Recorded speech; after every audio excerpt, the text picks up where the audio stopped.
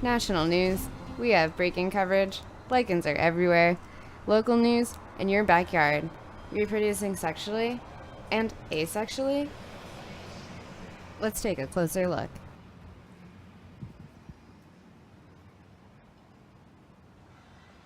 This is the Lichen Minute with your hosts, Josh and Elle.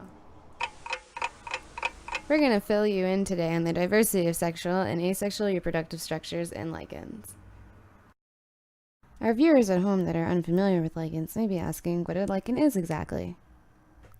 Well, when a fungi forms an intimate mutualistic association with a photosynthetic green algae or cyanobacteria or both, an organism known as a lichen develops. Shh. Elle, sorry to interrupt. We just received breaking news that lichens can take on many different forms. This can mean their numbers are larger than we expected.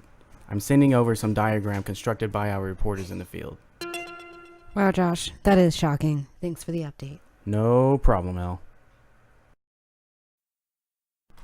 You may have questioned whether or not moss or even plants you have seen growing outside are lichens.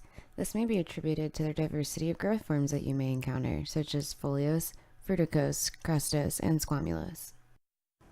The main body of a lichen, or the thallus, will take form of one of these growth patterns and will often produce reproductive structures. Let's take a look at a branch from the crabapple tree we observed earlier, located in a busy residential area in Corvallis, Oregon.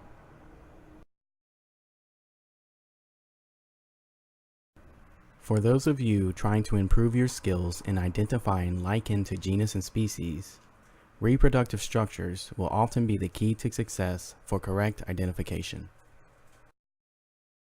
You can tell there are a variety of lichens living here. Some stand out and are distinctive due to their color or structures, while others are more oppressed and blend in more. Though this branch does not have all the structures we'll be mentioning in this report, it is a good example of how diverse lichen communities can be, even along a busy street. Let's zoom in and get a closer look.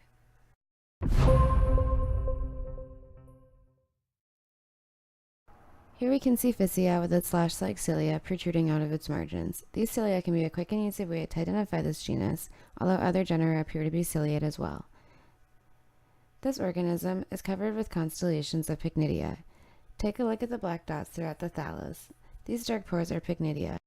They're usually embedded with the thallus and appear as these small black dots.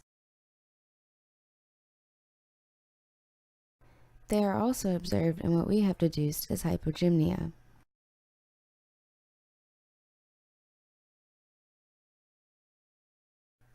Soralia are usually powdery to granular structures and do not have a cortex. They contain both a photobiont, like a cyanobacteria or a green algae partner, and a mycobiont. Notice how they resemble clusters of granules and not just a solid mass. This is very characteristic of Soralia, and sometimes they are in discrete patches called soralia. Lobules are also observed in species as a form of asexual reproduction. They are dorsiventral. Ascidia are finger-like or sometimes globular. They can be branched or unbranched.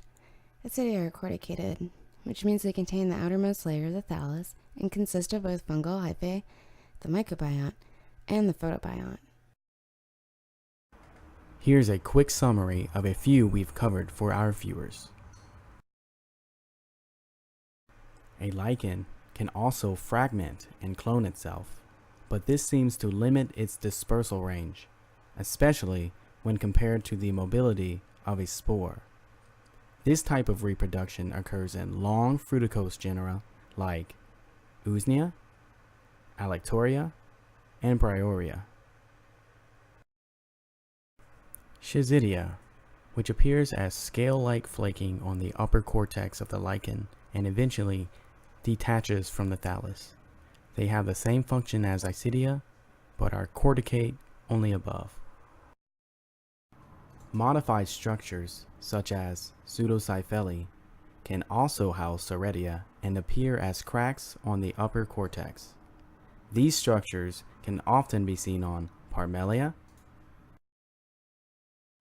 and the genus most famous for having pseudofuscescens, Pseudopsyphilaria. Apothecia are very common sexual structures used by lichens and come in several different sizes, shapes, and colors. Within apothecia, sexual reproduction takes place. Apothecia have an exipal layer that covers the underside and edges of the apothecia. These layers come in two different types, Lecanoran and Lecidine.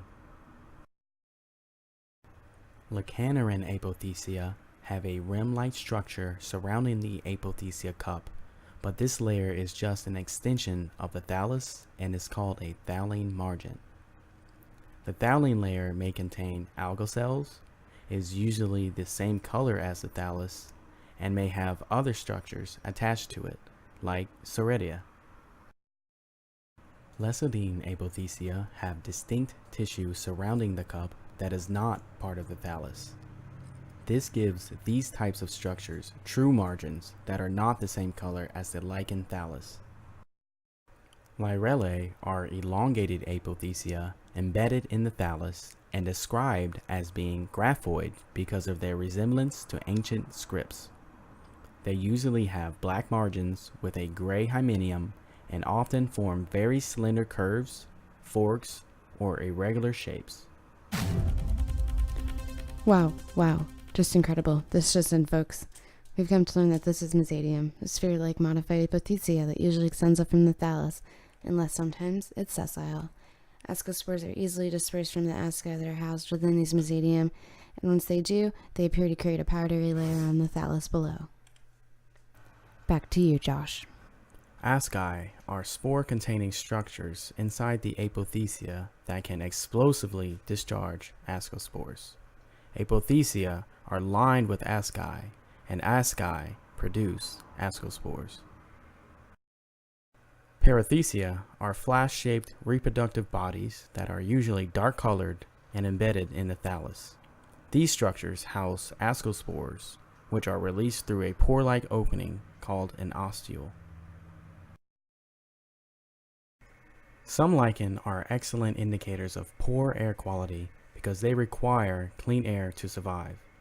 These lichen often have a cyanobacteria photobiont and are seen throughout the Pacific Northwest as Lobaria and Peltigera. Others are nitrophiles and can be spotted in cities and don't mind the polluted air as much. Some of these are Candelaria, Xanthoria, and Xanthomendoza. What an incredible world of lichens. A truly amazing microtopography observed on these twigs, Josh. Wow. Definitely, Al.